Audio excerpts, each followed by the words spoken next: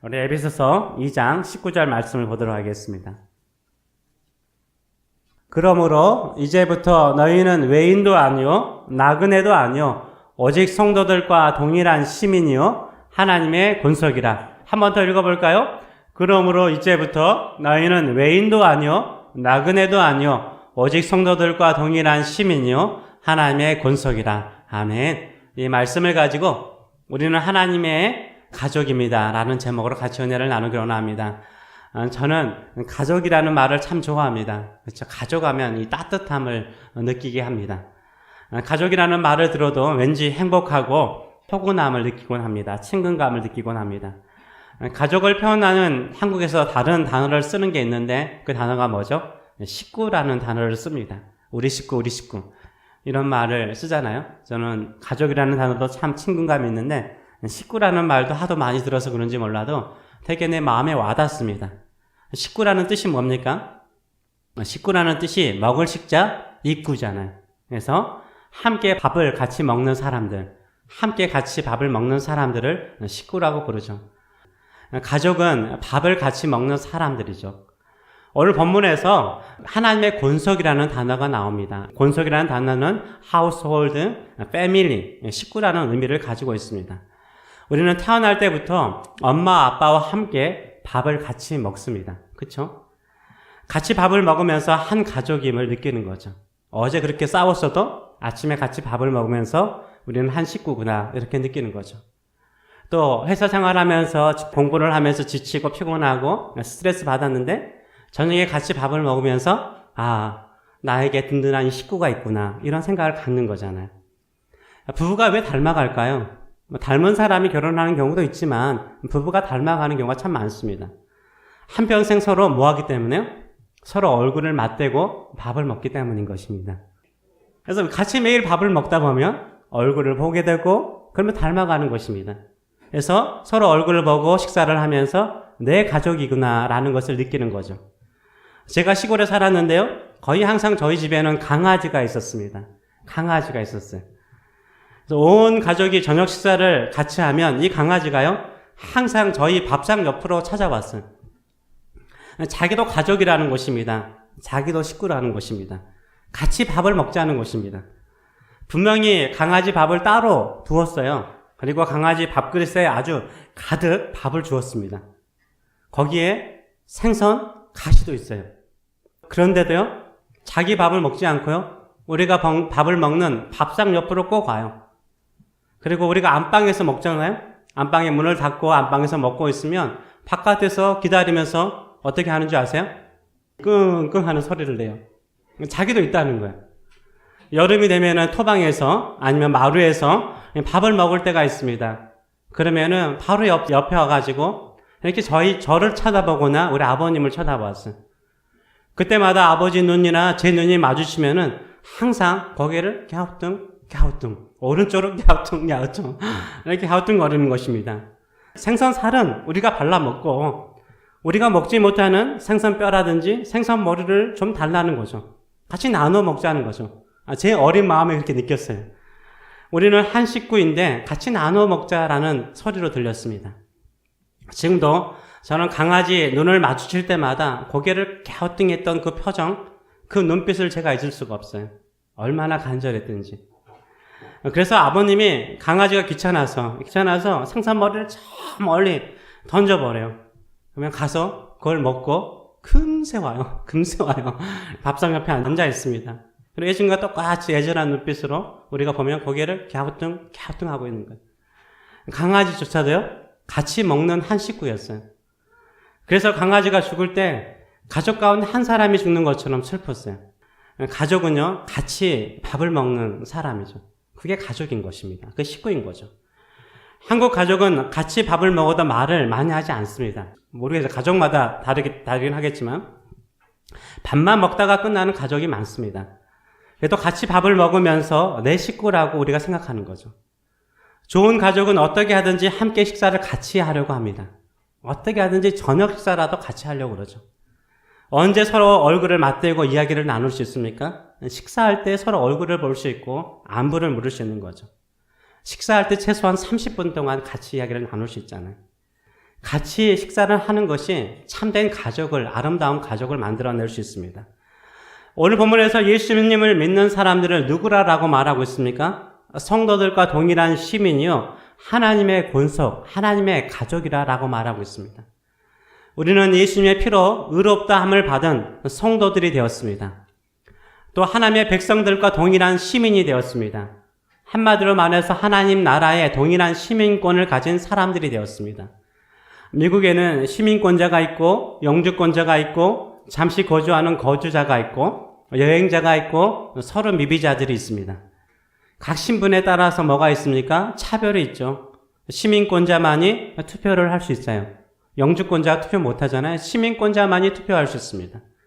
여행자는 기간이 되면 미국을 떠나야 합니다. 그러나 예수를 믿는 사람들은요, 다 동일한 하나님의 나라의 시민권자입니다. 차별이 없는 거예요. 동일한 하나님의 나라의 시민권자입니다. 부자나 가난한 자나 동일한 하나님의 나라의 시민권자예요. 노인이나 아이나 동일한 하나님의 나라의 시민권자입니다. 다 똑같은 시민권자인 줄 믿습니다. 주님께서 그렇게 말씀하고 있어요. 우리 모두 하나님의 나라의 시민권자일 뿐만 아니라 또 뭐예요? 더 친근한 관계인 하나님의 권속, 하나님의 가족이에요. 하나님의 가족입니다. 집에서 어머니가 준비해준 음식을 같이 먹는 식구처럼요, 하나님의 가족들도 함께 식사를 하죠. 영적으로 같이 예배를 드리면서 우리가 영적인 음식을 같이 먹지 않습니까? 그래서 같이 예배를 드리는 것입니다. 초대교회도요, 교인들이 모여가지고 어떻게 했습니까? 같이 집에 모여서, 그때 그 당시엔 예배당이 없었으니까 집이 예배당이었잖아요. 예배당에 모여서 같이 떡을 뗐어요.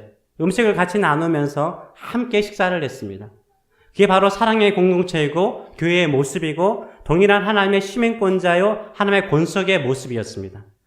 하나님께서 애굽에서요, 400년 동안 노예 생활했던 이스라엘 백성들을 구원하셨습니다. 그리고 하나님의 백성으로 삼으셨어요. 그리고 광야에서 이스라엘 백성들을 뭐 했어요? 만나러 뭐 하셨어요? 먹이셨어요. 40년 동안 이스라엘 백성들을 만나러 먹이셨습니다. 동일한 음식을 같이 먹은 거죠. 그리고 한 식구로 훈련을 했어요. 한 식구로 훈련을 했어요. 한 민족으로 훈련을 했어요. 또한 절기를 주님께서 만드셨습니다. 절기를 지키도록 하셨습니다. 유월절이나 맥주절이나 장막절을 만드셨어요. 그래서 각 지역에 흩어졌던 이스라엘 사람들이 절기가 되면 다 모여들게 했습니다. 모여서 한 곳에서 하나님께 예배하고 제사를 드리고 난 다음에 음식들을 뭐 했을까요? 음식들을 어떻게 했을까요? 나누어 먹었어요. 음식을 나누어 먹었어요. 함께 나누면서 뭘 느끼게 만든 거예요? 우리는 믿음의 한 가족임을 느끼게 만들었어요. 예수님도요, 제자들과 3년 반 동안 뭐 하셨어요? 함께 사셨어요. 함께 사셨다는 거 아셔야 돼요.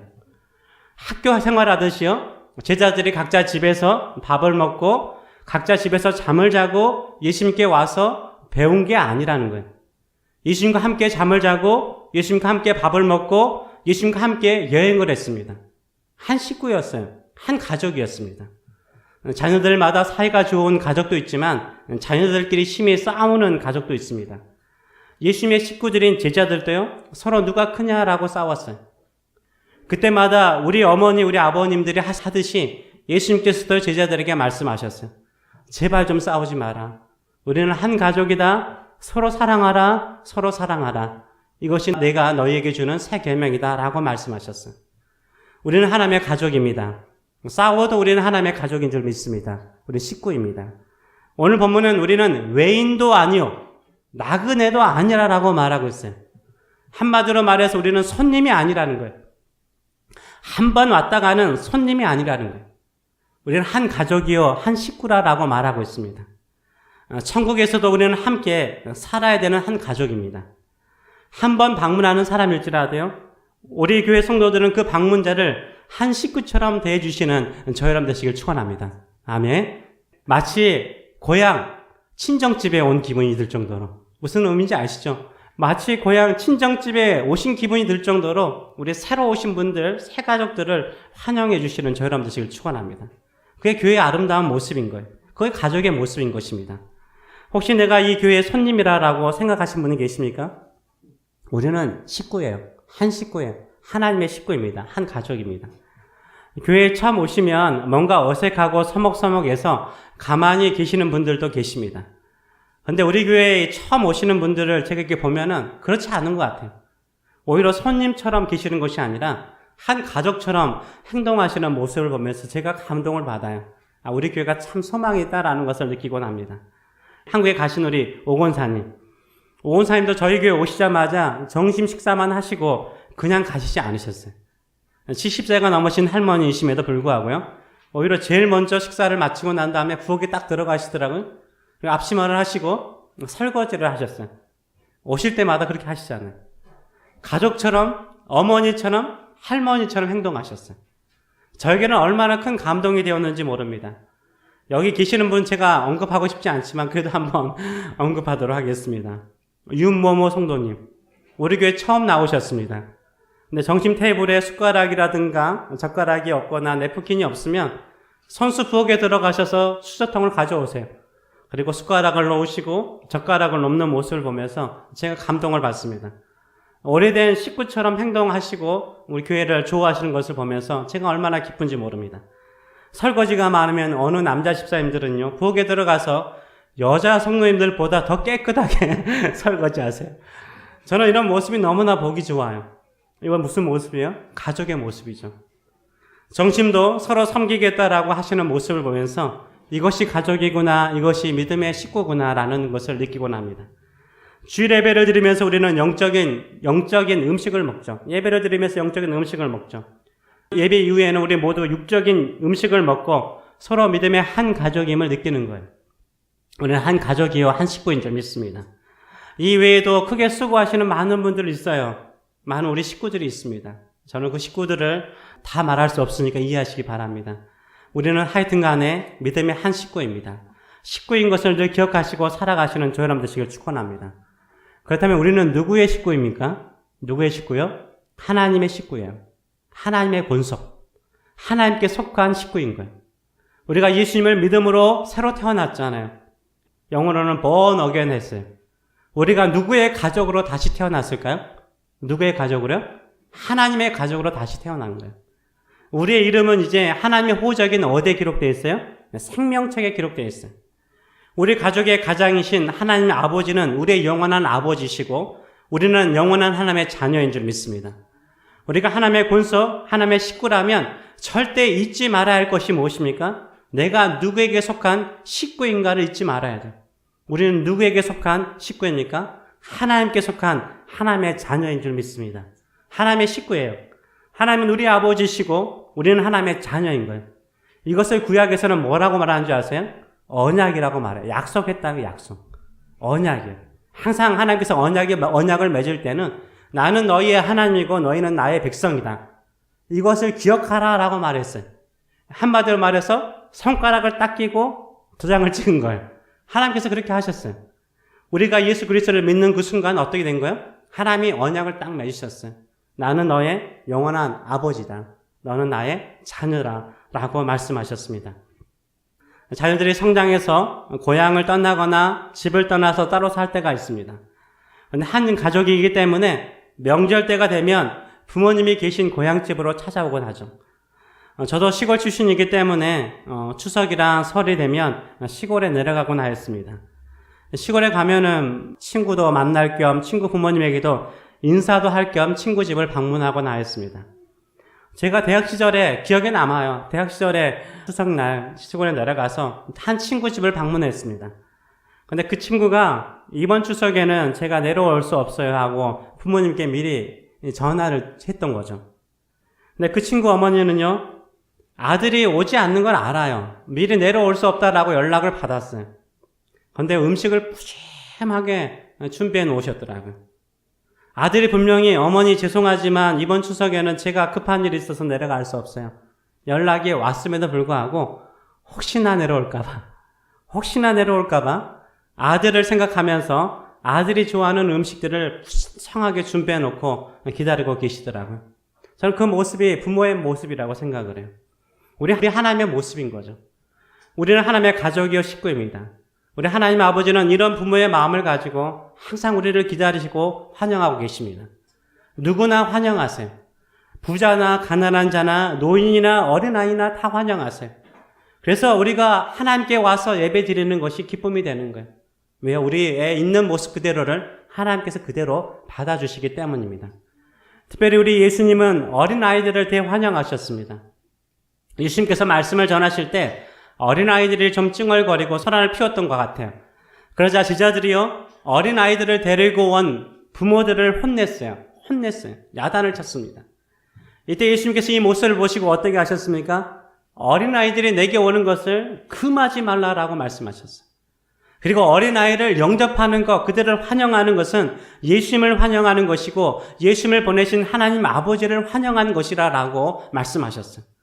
그리고 또 말씀하시기를 하나님의 나라는 이러한 자의 것이니라, 어린아이의 것이니라 라고 말씀하셨어요. 즉 하나님의 나라의 참된 주인공은 누구라고요? 어린아이라고 말씀하셨어요. 하나님의 나라의 주인공인 어린아이를요, 우리 주님께서 보시고 어떻게 하셨어요? 마가복음 10장 16절의 말씀을 보게 되면 그 어린아이들을 어떻게 해요? 안고 두 팔로 안으셨죠. 그리고 그들 머리 위에 안수하시고 뭐 하셨다고요? 축복하셨어요. 우리 교회도 어린아이들이 이렇게 많은 교회가 되기를 원합니다. 어른들보다 어린아이들이 더 많은 교회가 저는 꿈꾸고 있어요. 어린아이들이 많은 교회가요, 식구가 많은 교회예요. 생동감 있는 교회죠.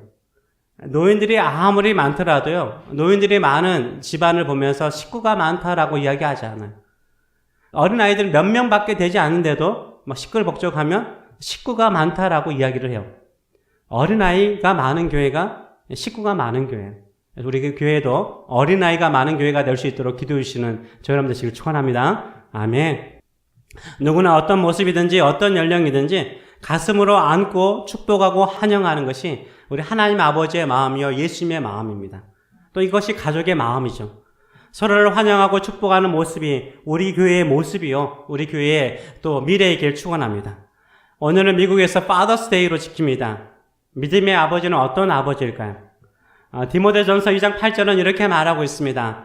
같이 한번 읽어볼까요? 그러므로 각처에서 남자들이 분노와 다툼이 없이 거룩한 손을 들어 기도하기를 원하노라. 며칠 전에 우리 딸에게 아빠는 왜 이렇게 화를 잘 내? 그 이야기를 듣고 이 말씀을 또 읽고 얼마나 회개했는지 모릅니다.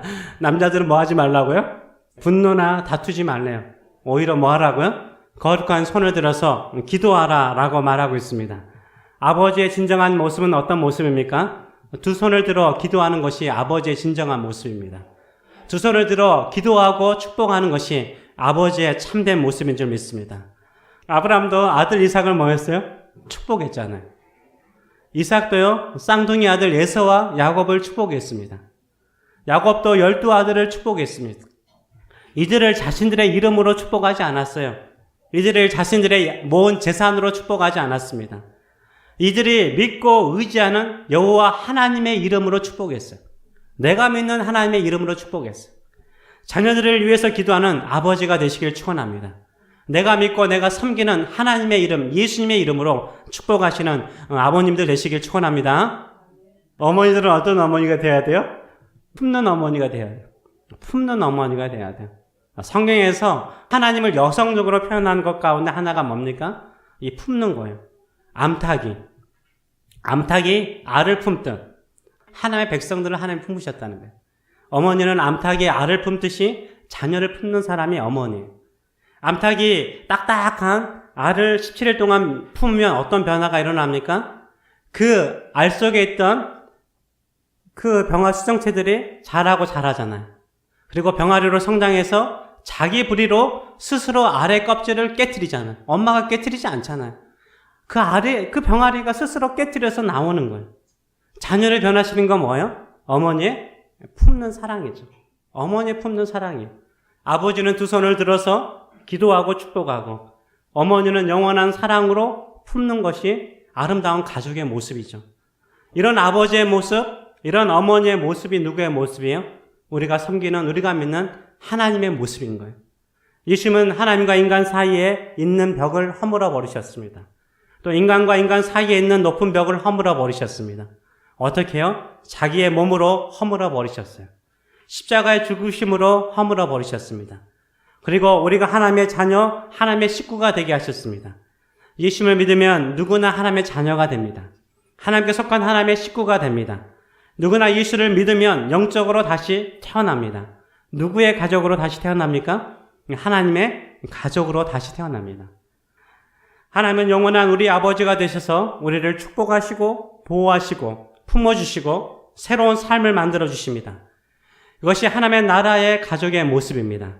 오늘도 우리가 하나님의 가족으로서 식구로서 하나님 아버지의 마음으로 서로를 축복하고 서로를 품고 섬기면서 가장 행복한 가족 공동체를 만들어 가시는 저 여러분 되시길 축원합니다. 그런 모습이 이 땅에서 우리가 누릴 수 있는 천국의 모습이요, 하나님께서 우리에게 요구하시는 믿음의 삶의 모습입니다. 기도하겠습니다. 사철에 봄바람 불어있고 하나님 아버지 모셨으니 믿음의 반석도 든든하다. 그쵸? 믿음의 가족들, 우리 집 즐거운 동산이라, 우리 식구들 거기에 같이 있는 것이 즐거운 동산이라.